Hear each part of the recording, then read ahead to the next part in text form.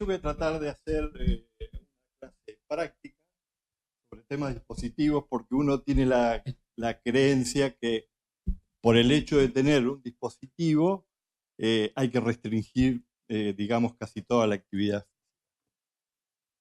Pero, bueno, acá el problema es el tipo de preguntas que le pueden hacer los pacientes con dispositivos es: mire doctor, tengo implantado un dispositivo, un marcapasos, un cardiodifibrador, y quisiera saber qué tipo de actividad puedo desarrollar.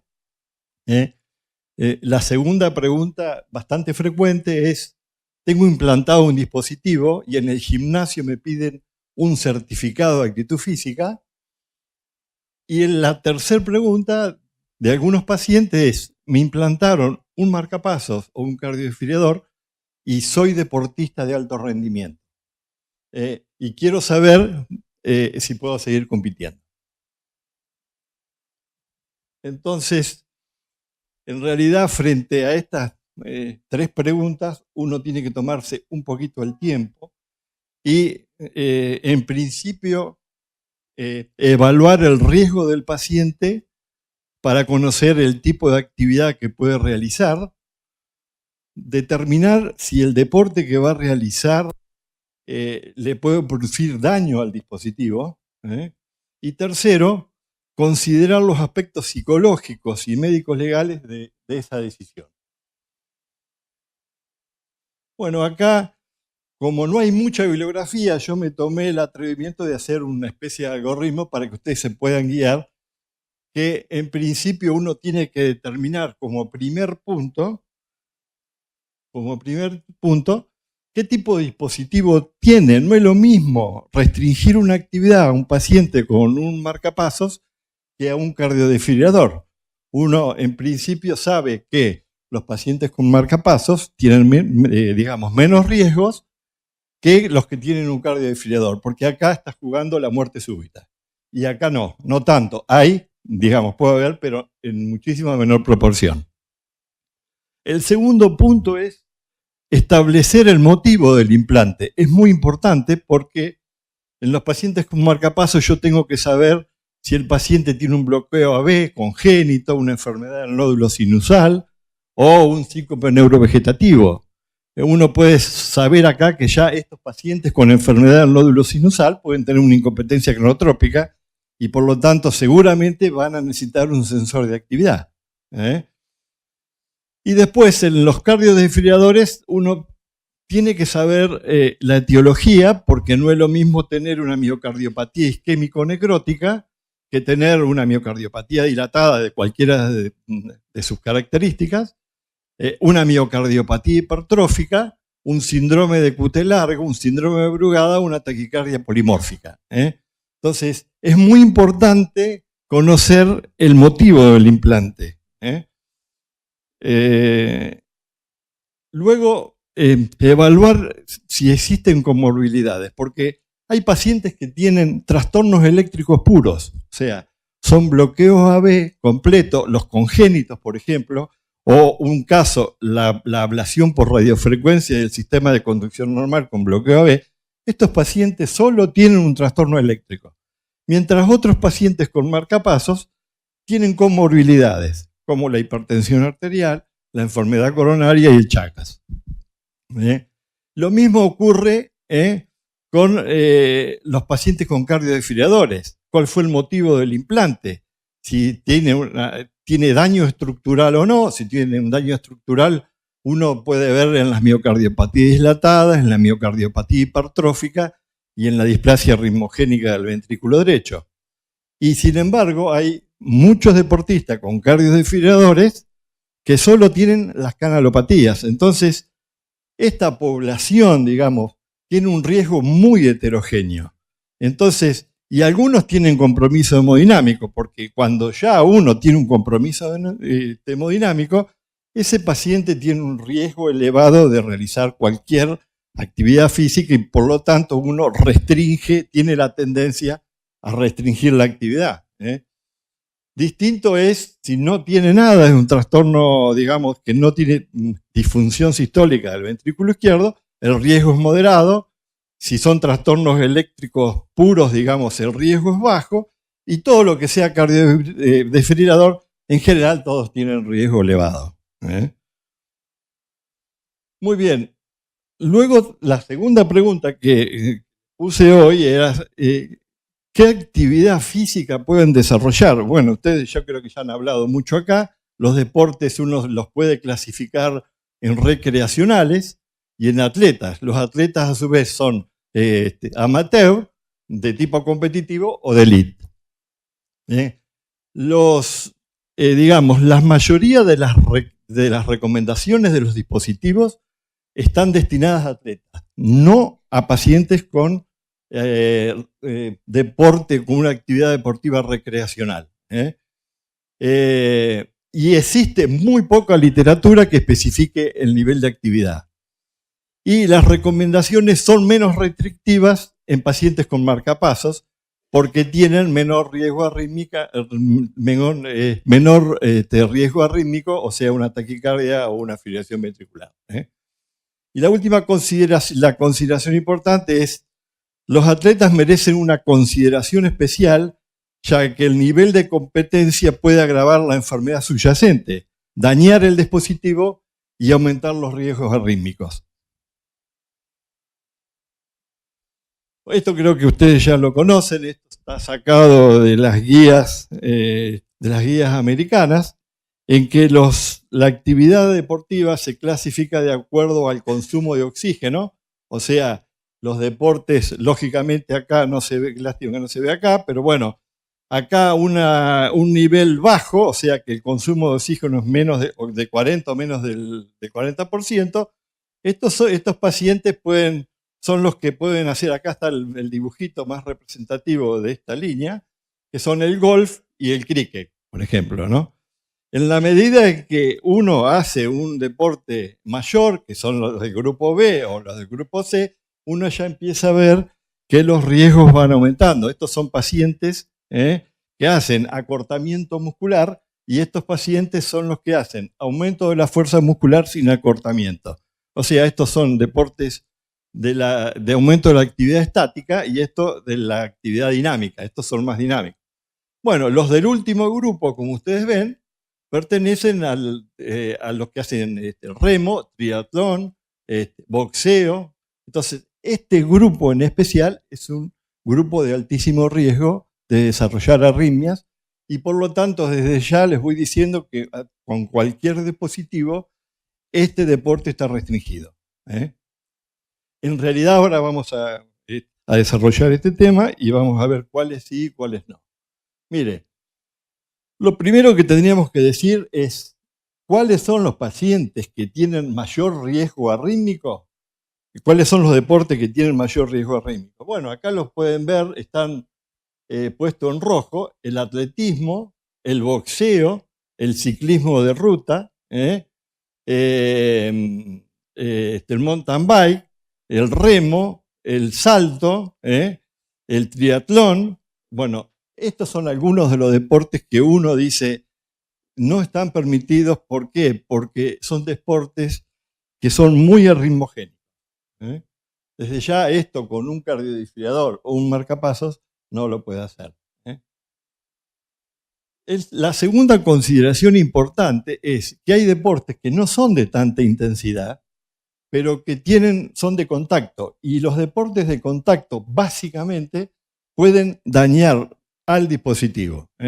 Esto es básquet, béisbol, fútbol, hockey, rugby y vóley. Estos deportes están restringidos no por la actividad física que desarrollan, sino básicamente porque son de contacto, son deportes de equipo, se llama también. Y otra restricción para los pacientes que tienen dispositivos, como ustedes pueden mirar acá, es qué puede pasar si yo tengo un movimiento excesivo del brazo justamente donde yo tengo el dispositivo, el bolsillo del dispositivo, y van a ver que tiene una altísima incidencia de decúbito del generador o una fractura o un crash, o sea, un aplastamiento del catéter electrodo por la subclavia. O sea, si yo muevo permanentemente el brazo del mismo lado que estoy haciendo el deporte, es probable que tenga algún problema, una complicación propia provocada digamos, por el tipo de ejercicio. Acá están el básquet, el rugby, el boxeo, el tenis, levantamiento de pesa, el vóley, hockey y la natación. Estas restricciones básicamente son tanto para marcapasos como para cardiodesfibriladores.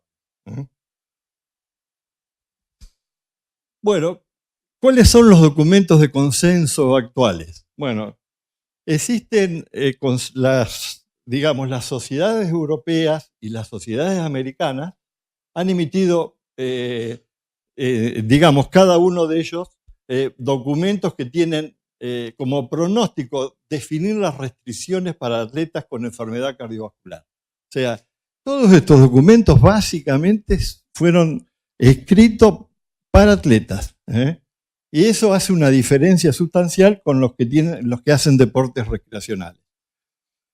Las recomendaciones fueron hechas por el sentido común de los expertos. O sea, utilizaron el sentido común y no por, digamos, por evidencias de trabajos científicos. Entonces, estas recomendaciones son generales y no especifican el tipo de deporte en especial.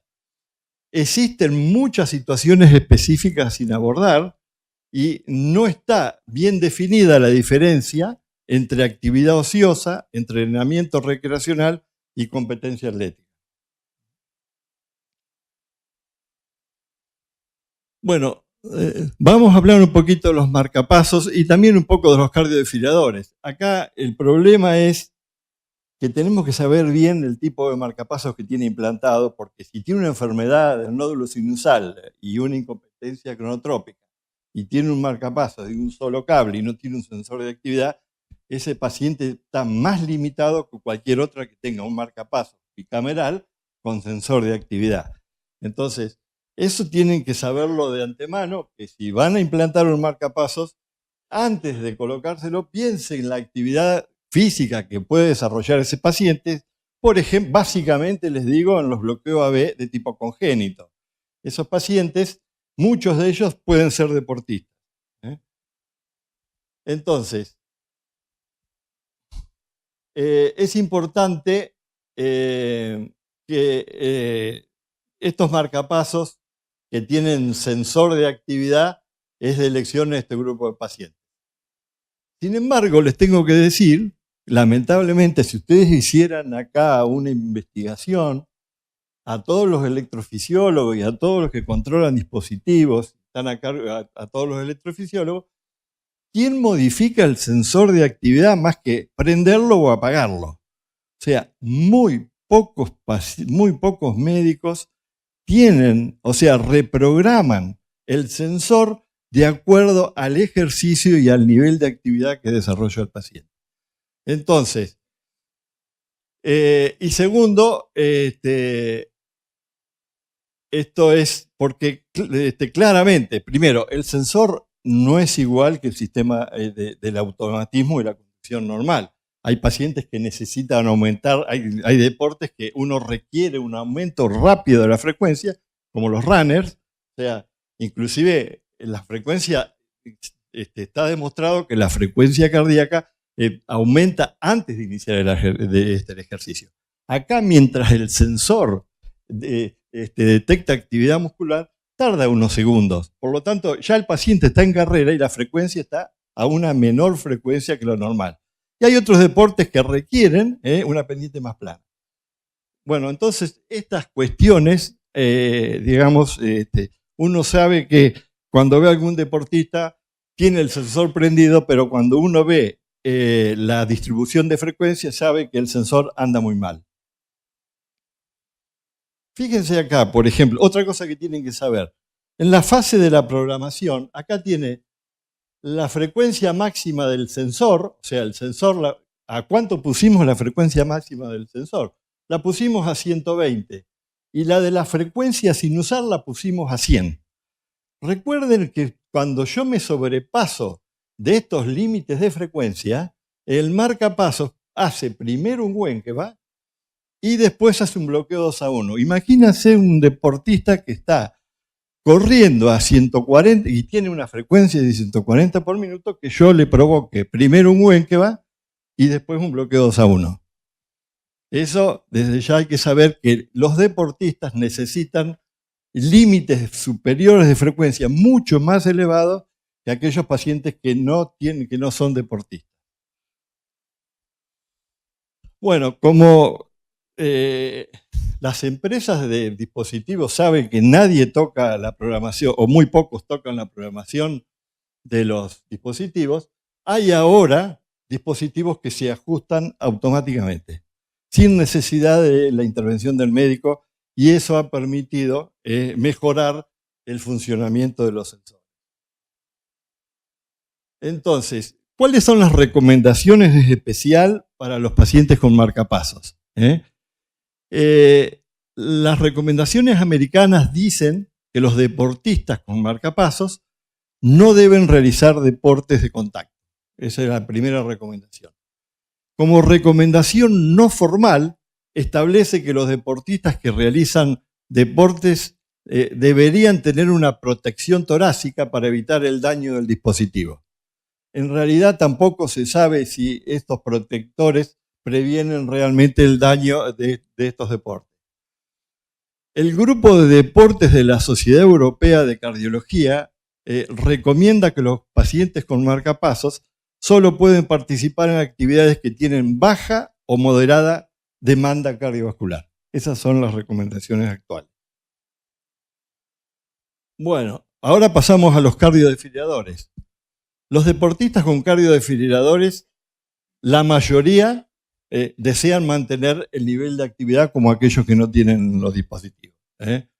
Y representa un subgrupo de deportistas que tiene un aumento en la tasa de complicaciones. El episodio de muerte súbita no solo afecta a la familia de la víctima, sino también a los compañeros del equipo, entrenadores, personal médico y a la comunidad. Las recomendaciones actuales son no permitir ninguna actividad competitiva o participación de un deporte recreacional intenso.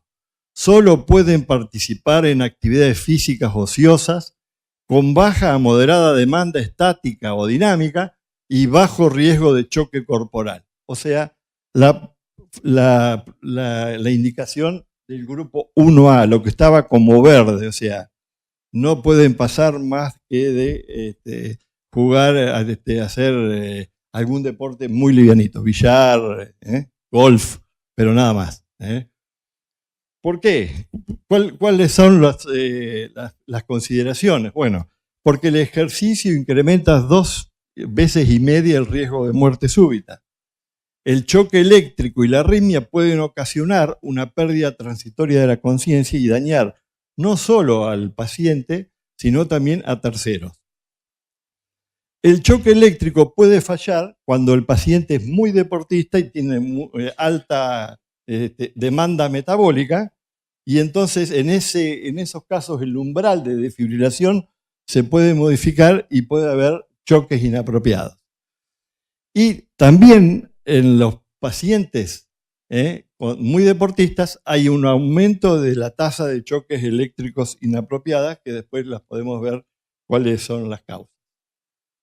Entonces, ¿cuáles son los aspectos prácticos de cómo programar un implante de un cardiodesfibrilador? Bueno, acá hay una paradoja, o sea, es importante que generalmente los deportistas son pacientes muy jóvenes con cardiodesfibriladores, y entonces hay que priorizar la modalidad BBI, o sea, un solo cable. ¿Por qué? Porque acá hay que priorizar la longevidad del dispositivo. Si yo le pongo un marcapasos, un cardiodesfibrilador bicameral con respuesta de frecuencia, la longevidad de ese dispositivo se va a reducir prácticamente a la mitad. Así que es importante considerar que es mejor tener un solo cable y que actúe a pesar de que no pueda discriminar este dispositivo de las arritmias supraventriculares de las ventriculares. O sea, esta modalidad puede tener más choques inapropiados, pero siempre priorizamos la modalidad de estimulación y la longevidad del dispositivo. Los cardiodesfibriladores de doble cámara no disminuyen de manera significativa los choques inapropiados, a pesar de que tengan muchos algoritmos de discriminación. El porcentaje de choques inapropiados es el mismo que en los BBI. Es importante ubicar el generador en los deportistas en la región infraclavicular izquierda. Los pacientes deportistas zurdos tienen mayor incidencia de fractura de catéter debido al aplastamiento costoclavicular. Evitar la restricción del deporte por el uso del brazo icilateral, por ejemplo, en los que hacen raqueta, natación, el vóley. La ubicación del generador en el lado derecho eleva el umbral de desfibrilación. Y la utilidad de los cardiodesfibriladores subcutáneos debe ser probada a largo plazo. Otro aspecto es que uno puede iniciar la actividad aproximadamente 6 semanas de implantado el dispositivo. La zona de FB debe estar programada, como dije hoy, a frecuencias muy elevadas, más de 200, 210 latidos por minuto. Y cuando uno activa los parámetros de discriminación en los bicamerales, solo cuando se han documentado choques inapropiados. Uno puede utilizar la estimulación antitaquicardia solo mientras se carga el condensador del cardiodesfibrilador. Y programar el límite superior de frecuencia del sensor, por supuesto, alejado de la zona de detección de las arritmias ventriculares. Bueno, sin embargo, a pesar de estas recomendaciones, como muchos de los deportistas y los atletas quieren seguir, se hizo un registro hace muy poquito, que hace unos meses o un poquito más, de 2017, final de 2017, que hay un registro de pacientes que más o menos aproximadamente 440 pacientes, a 4 años de seguimiento, 393 eran competitivos y 47 atletas, y ellos, como quisieron seguir haciendo deporte, los fueron controlando a través del tiempo, ¿cierto? Se vieron que no ocurrieron muertes por taquiarritmias durante o después de la participación del deporte. Ninguno murió por una arritmia. El 10% tuvo choques apropiados, o sea, el 10% de los deportistas tuvieron choques apropiados, y la mayoría de los choques ocurrieron más en el esfuerzo que en el reposo. Esto es realmente significativo. 40 pacientes tuvieron choques inapropiados y 4% choques múltiples. No hubo diferencia de choque en el subgrupo de alta competencia versus los atletas, o sea, los que hacen deportes recreacionales de los atletas, no hubo diferencia en el número de choques, y de los 51 pacientes que presentaron choques durante la actividad deportiva, 20 pacientes abandonaron el deporte, pero 5 después retornaron al mismo entre los 6 y 18 meses. El ejercicio en pacientes con displasia ritmogénica del ventrículo derecho incrementa la progresión de la enfermedad. Como conclusión, este estudio cuestiona aplicar una recomendación general para todos los pacientes deportistas para restringir la actividad deportiva en los pacientes con cardiodesfibrilador. Los aspectos médicos legales. Acá les quiero decir algo porque ya que van a hacer el certificado, me gustaría que más o menos vieran lo que puede pasar o que supieran quién los protege a ustedes cuando hacen un certificado a un deportista o un certificado en el gimnasio. Bueno, la Asociación Atlética Colegiada Americana no posee una guía de recomendaciones para la decisión de descalificar a atletas. O sea, ellos no tienen una guía de recomendación, por lo tanto, la decisión y en la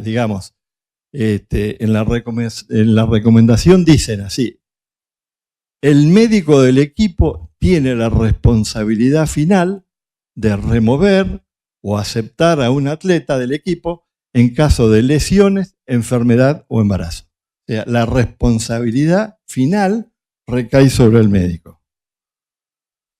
Y si ustedes quieren ver, si hay un caso muy conocido, el caso Knapp versus Northwestern University. Este caso está escrito en las guías americanas porque establece un precedente. Knapp es un basquetbolista que pertenecía al equipo de la universidad y en un momento en plena actividad deportiva hace un síncope. Después del síncope es estudiado y le tienen que poner un cardiodesfibrilador. Al ponerle un cardiodesfibrilador, la universidad decide separarlo del equipo, y al separarlo del equipo, Knapp dice, yo quiero ver las recomendaciones de los médicos. Dos médicos se expiden sobre este caso. Uno dice, los dos dicen que el paciente debe ser separado del equipo, pero no establecen si tiene que permanecer o no en el equipo sin realizar actividad deportiva.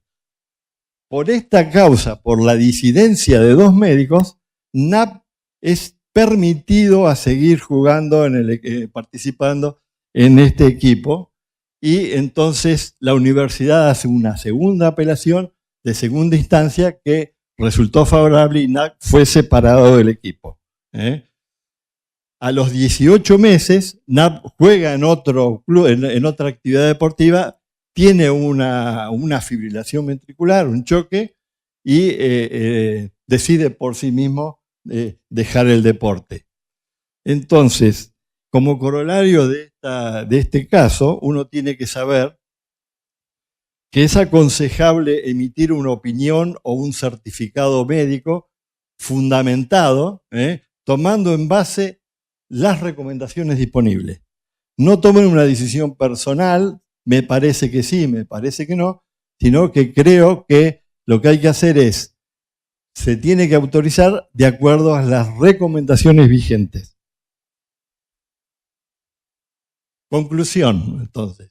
Los pacientes deportistas con dispositivos representan un subgrupo de mayor riesgo. Las recomendaciones actuales son vagas e inespecíficas. Las restricciones son aplicadas más por el temor a la muerte súbita que por la evidencia científica. Hay evidencia que los médicos están más propensos a permitir la actividad física en pacientes deportistas. Muchas gracias.